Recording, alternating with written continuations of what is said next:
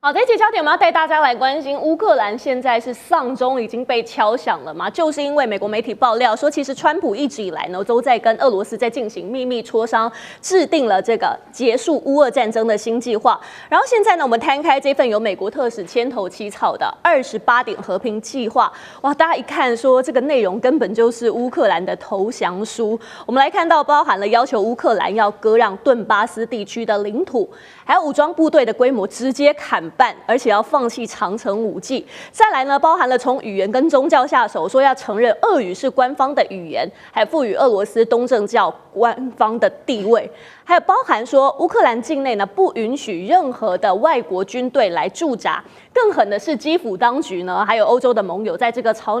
案的过程当中，他们是完全被蒙在鼓底的哦。因为美方呢准备把这个既成事实呢，直接就硬塞给泽伦斯基。最新的消息是，泽伦斯基他也已经收到了这一份和平计划，而且同意要就这些计划要点展开工作。但是有一个前提，说希望可以体面的终结。好，不过大家真的很好奇，为什么最后会变成这样的？杨老师，你来看，川普他为何会全然答应这个普丁的要求？我就说这是上一次匈牙利的总理奥班到白宫和川普吃午餐，就表达了作为川普跟普丁之间的一个传达的信使。那这个就由这样个推演出来28点和平计划，比较细部的内容哈。那在领土上面，俄罗斯将获得顿巴斯，也就是现在的顿内茨克跟卢甘斯克。卢甘斯克它已经全部的占领，顿内茨克也就是在红军城之后，它也会获得整个这2个省。然后呢，克里米亚获得国际承认，美国也会承认，并沿当前的战线冻结赫尔松跟扎波罗热的部分的地区，也就整个乌东的地区，其实现在的战线所在的地方，但是包含整个顿巴斯的地方，俄罗斯都取得。所以这个是在所有包含美国在内的各方都会给予法律承认，这是28里面所讲的。此外，他也提到说，西方将全面解除对俄罗斯的制裁，归还约2/3，大概是2000亿欧元所冻结的俄罗斯的央行的资产，在各国，尤其是在瑞士，而且正式邀请俄罗斯重返 G7， 回到 G8。那是1998年到2014年，其实俄罗斯是参加的这个 G7， 那个时候就改名叫 G8。然后呢，在领土跟国际地位上面，俄罗斯还会拿到经济大礼包，像是美俄成立联合基金，共同开发北极的资源。这个其实是美国想要夹带的这个东西哈。3000亿的欧元被冻结的资产中，然后呢，扣掉的这1000亿用在乌克兰的重建啊，这个是好像是俄罗斯拿出1000亿出来帮助乌克兰的一个重建，应该算是赔偿吧。但是重建项目一半的利益归美国的企业，这个是川普，你看厉害了。那扎波罗热核电厂在联合国的监督之下重启，发电量一半供乌克兰，一半卖回俄罗斯。那卖回来的利润里面又一半是美国的企业拿哟，不要忘记哦。所以俄罗斯如果所有的未来再犯的话，这些优惠将会取消。那同时军力的话呢，乌克兰最多只能维持60万人的军队。禁止拥有射程可以打到莫斯科，也就是中程飞弹，你就不要想了。然后呢，军备部队必须要解编。英国主导的战机联盟将驻扎在波兰，而不是乌克兰。北约部队永久不得进驻乌克兰领土，北约会籍会被彻底的排除，所以他不能进北约，军队也不可以进来，外国军队也不可以进来，他的军队只能维持到60万。那换得什么东西呢？换得美国给予欧盟和乌克兰的安全保障，并且加速进入到欧盟的承诺，这就是28点。我觉得乌克兰会接受吗？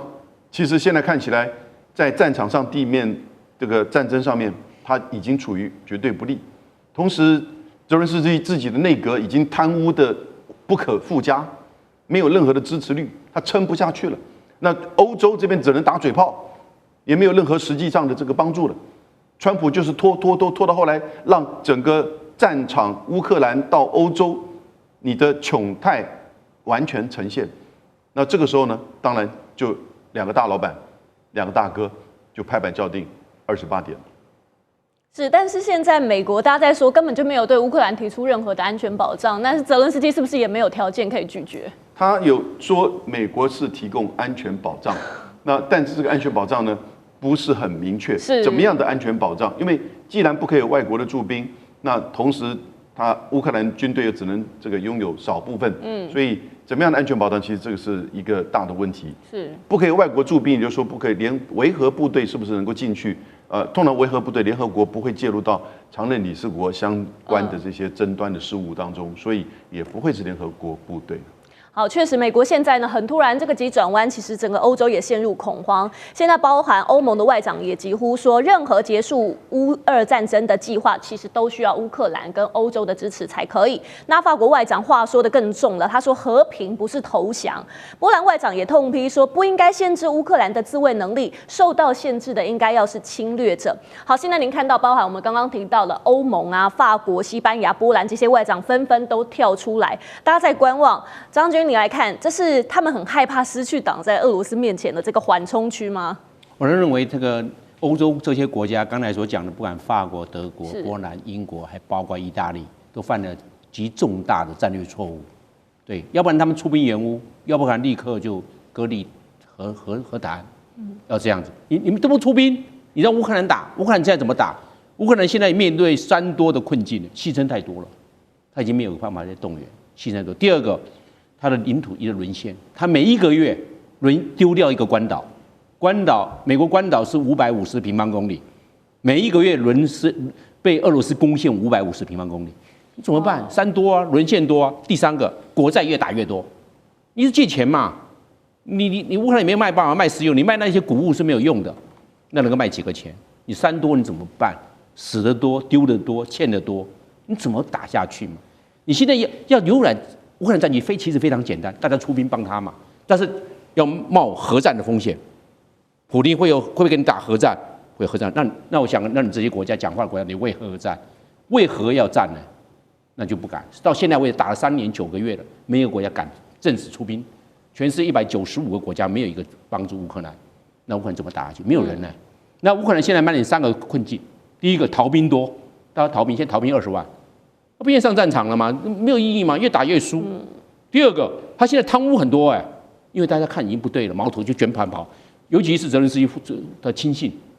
都跑了，拿了钱就跑到海外做义工，因为玩不下去了嘛。那第三个呢，负能量太多，基层士气很低迷都在抱怨，那也不能不打，你逃了或什么了，你到时候什么都没有，还会被抓回来审判，那打了是不是送死？所以负能量太多，你怎么办？没办法改变，防线崩溃了。所以我们看呢，这个战略态势的转换是不可能看不出来，没有办法改变战争的结局。所以越早结束越好，不要再牺牲了，不然又是3多继续变成3多，变成3个更多，那不好嘛。我认为这个尽早，这没办法，这是当初泽连斯基犯了严重的战略错误，西方国家也犯了重大的战略错误，而造成目前乌克兰的败相。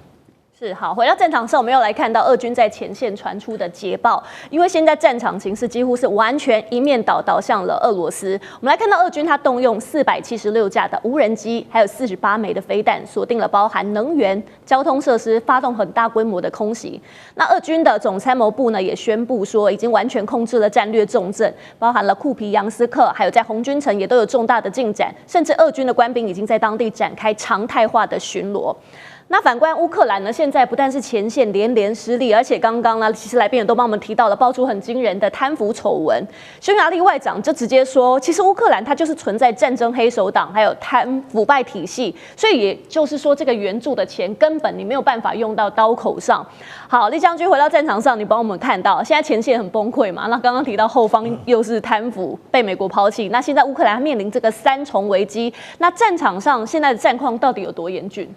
你刚刚讲的库皮扬斯克，我们现在在地图上面，各位可以看一下它位置在哪里，在北边它是哈尔科夫州，那红军城是在南边，波克罗夫斯克那中间有几个城市包括斯拉夫扬斯克、克拉马托尔斯克、德鲁日、基夫卡，还有康斯坦丁堡这几个形成一个城市群。也就是说，其实如果说是库皮扬斯克跟红军城都丢掉的话，很明显，这中间这个几个城市大概保不住，这几个城市保不住，我们很明显的，我想说一般人对，包括10你都看出来，这一线整个就崩溃掉了嘛，等于说你就无险可守了哈。那我们回到刚才所讲的这28点条件，到底是和平条件、停战条件还是投降条件？我觉得，你要讲和平呢，这只是这个大家这个粉饰投降的过程了哈。当然，这个我觉得乌克兰真的非常的悲哀，他当初被美国推去打这场代理人战争，那居然到现在连投降怎么样投降的条件，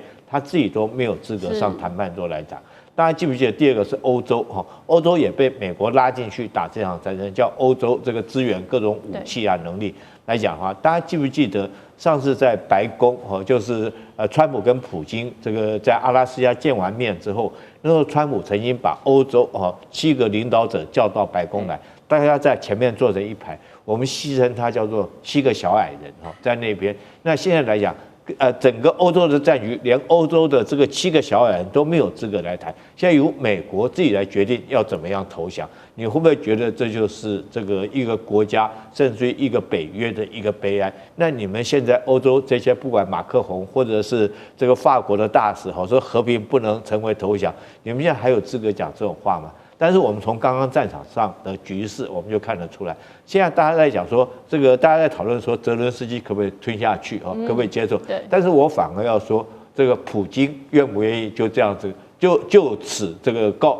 此结束，不见得会结束。我们经常讲一句话，你这个在战场上面你没有得到的，你也不要想在谈判桌上面得到但是如果说在战场上面我可以得到更多的，你会不会在谈判桌上面要的更多？这是现在来讲的话很现实的一个问题。那普京，我们可以讲说他也不是什么善类，也不是吃素的。你认为现在来讲，如果说红军城跟库皮扬斯，我们刚刚看到地图内线全部被打下来，那在这种状况下，这个俄军会不会打得更多，要了更多的土地？我一直提醒大家记得一句话，川普跟普京在阿拉斯加会谈的时候，那时候普京提的是什么条件？他说：“你们自己主动退出整个顿巴斯，我就可以不去攻击赫尔松。”那现在反过来，他现在来讲自己把整个顿巴斯打下来了，那我会不会继续攻击赫尔松？他继续攻击赫尔松的目标是在哪里的？我认为是敖德萨敖德萨是一个港口。大家记不记得为什么我这么一直在这样强调？记不记得2022年这个俄乌战争一开打的时候，第一次开打的时候，俄军就派兵去占领蛇岛。我想印象大家应该还记得，蛇岛有七个阿兵哥在那边嘛。后来他们这个比个中指就向俄军投降了军舰，因为整艘军舰开到你这个小岛上面来。那蛇岛在什么位置？蛇岛就是敖德萨的门口那个岛那个小岛。那时候一开始就很明显的，俄军目标就是要打到敖德萨。那现在如果说是普京有机会拿下敖德萨，他会不会继续拿下敖德萨？拿下敖德萨可以将整个乌克兰打成内陆国，可以确保他黑海舰队的安全。